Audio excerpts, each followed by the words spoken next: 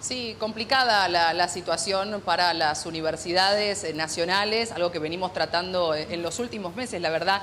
Y estamos ahora con Diego Toscano, que es secretario adjunto de ADIUM, para que charlemos justamente de este tema. Y lo último que mencionabas, el tema del presupuesto, el más bajo, como bien mencionabas, ¿no? ¿Qué tal? Buen día, Diego. Buen día, ¿qué tal?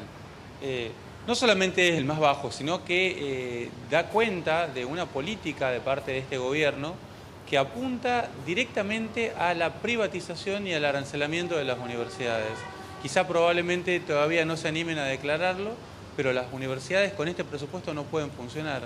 Y cada vez más están llevando a que las universidades tengan que recurrir a lo que se llama recursos propios, o sea que no vienen del propio Estado y que, para decirlo mal y pronto, salen del bolsillo de los estudiantes. En distintos lugares del país y también en esta universidad se le está cobrando arancelamientos encubiertos a los estudiantes de la universidad. 20.000 pesos por una cosa, 40.000 pesos por otra, llegan al absurdo de pedirle plata para cursar materias y en algunos lugares solamente pueden elegir comisión quienes pueden pagarlo. Bueno, a esto apunta la política nacional y lamentablemente los rectores, muchos decanatos se convierten en correa de transmisión de una política de arancelamiento. O sea que la política de vaciamiento presupuestario es una política de privatización universitaria. Esto que venís mencionando, que justamente decís que se viene cobrando de manera encubierta, si se quiere, ¿de qué tiempo a esta parte lo vienen notando? Bueno, en el último año ha sido tremendo, pero ya viene de años anteriores. O sea, las universidades, hay facultades como la Facultad de Derecho y otras universidades que nunca han dejado de cobrar bajo la forma de cooperadoras, pero que se ha acentuado, sobre todo bajo la forma de restricciones, o sea, de que el estudiante que paga puede elegir comisiones, el estudiante que por ahí no tiene para pagar no puede hacerlo.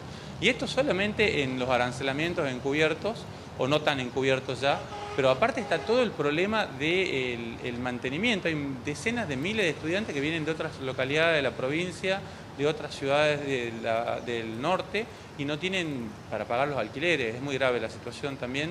Ahora ha aumentado el transporte y el boleto universitario solamente alcanza el 20% de los estudiantes de nuestras universidades. Con el aumento tarifario, con el aumento del ómnibus, realmente van a dejar afuera a muchos estudiantes que a veces te están pidiendo una clase virtual o que unifiquemos alguna comisión para no tener que ir 2 o 3 veces a la facultad en una semana. O sea que está produciendo quizás lo que el gobierno busca, que es que haya una matrícula menor en las universidades, que se está viviendo de una manera muy acentuada con un crecimiento de la deserción. O sea que el presupuesto universitario, la baja del presupuesto universitario también apunta a que nuestros jóvenes tengan que dejar de estudiar. Nos vamos a piso, Diego, ahí está Caro, está Silvina, está Jorge escuchando. Muchísimas gracias, Chantal. Diego Caro te saluda. Vos sabés que me quedo con esto que dijiste de arancelamiento encubierto. Sabemos que las universidades nacionales tienen una característica, que es que tienen que ser públicas, gratuitas y laicas. Digo, esto de que si alguien no ha pagado un arancel, que de hecho no sería legal porque no estaría contemplado en ningún lado y no pueda cursar una comisión, ¿ustedes lo encuadran en una situación irregular? ¿Hay denuncias de los estudiantes? ¿Hay dónde hacer esta denuncia? Es sumamente irregular y los estudiantes muchas veces son los que nos lo hacen saber a nosotros. Digamos. Pero formalmente lo denunciaron en algún lado. Porque si es irregular es un delito. Sí, yo tengo... sí. Encuentran mecanismos, digamos, sobre todo bajo la forma de las cooperadoras, pero, bueno, desconozco si han hecho presentaciones legales en el sentido de que lleguen a jurídico de la universidad, pero es una política que si uno la mira, Caro, digamos, más en profundidad, es una política que abarca no solamente estas irregularidades, podríamos decir, de menores, no porque sean menores en el sentido, son irregularidades, dejan afuera estudiantes, no quiero quitarle importancia, sino que es una política que por ahí la aplica una facultad o una cátedra, pero es una política de fondo del sistema universitario y es una política de fondo del gobierno nacional y a eso apunta el de financiamiento. Vos fíjate, se está discutiendo ahora la modificación de planes de estudio en distintas facultades y en distintas universidades del país. Se busca un acortamiento de las carreras, lo cual suena lógico porque a veces tenemos carreras muy largas, pero ¿por qué se busca un acortamiento de carreras y también en algunos casos de los propios títulos? Para poder llevar adelante una política de arancelamiento de los posgrados, de las maestrías, la diplomatura, los doctorados, que es una manera de que nuestros jóvenes cuando salen no tienen un título que los habilite para trabajar, sino que tienen que a veces conseguirse un segundo título para poder trabajar y ese segundo título es pagado. O sea, hay una política de fondo de privatización que incluye el desfinanciamiento y que como parte de ese desfinanciamiento también incluye, digamos, la precarización laboral de docentes y no docentes. O sea que estamos ante una situación que lamentablemente nosotros tenemos una situación muy grave en el país y el sector universitario que la está peleando, que la está luchando, que son los docentes, los no docentes, los estudiantes, tenemos que unirnos para defender el presupuesto universitario. Lamentablemente esta ley que se ha aprobado no obliga al gobierno a tener que financiar las universidades, solamente le encomienda y hace una suerte de operaciones legales y el gobierno de todas formas ha dicho que la va a vetar, o sea que está dispuesto a llevar adelante una política de destrucción presupuestaria que es la que está contemplada en el presupuesto 2025, que es el que ha mandado al Parlamento en la última semana. Sí, Silvina. ¿Cómo estás, Silvina? Justamente estás describiendo escenarios realmente muy graves, con irregularidades en el medio. Te quería preguntar qué herramientas crees vos que tiene la comunidad universitaria y la sociedad en general para pelearle a esta situación que es mucho más profunda de lo que veíamos hasta hace poco, ¿no?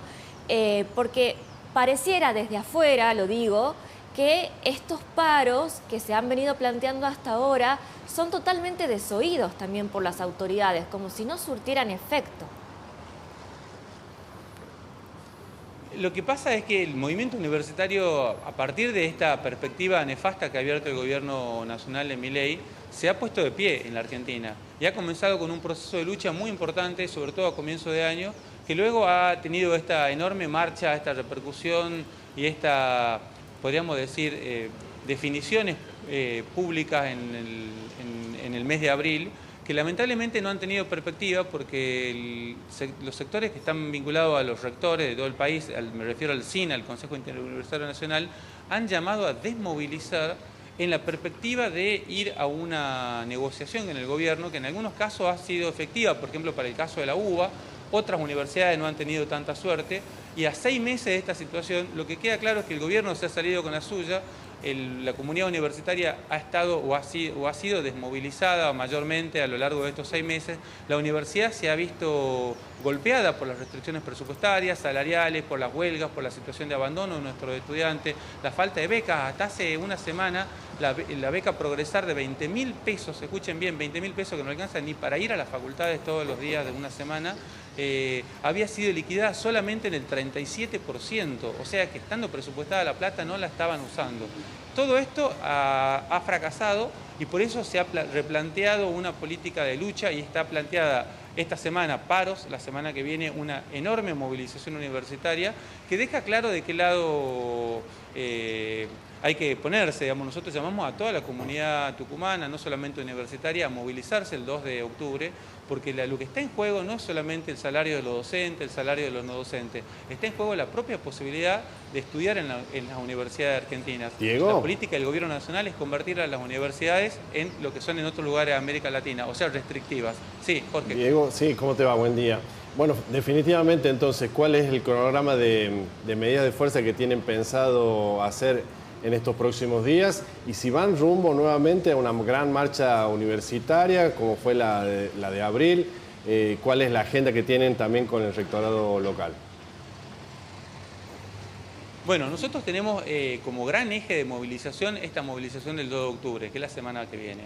Va a haber paro y también hay paros esta semana que ha sido convocado por los compañeros no docentes para el día jueves y también por CONADU Histórica y la otra CONADU que van a parar el jueves y el viernes.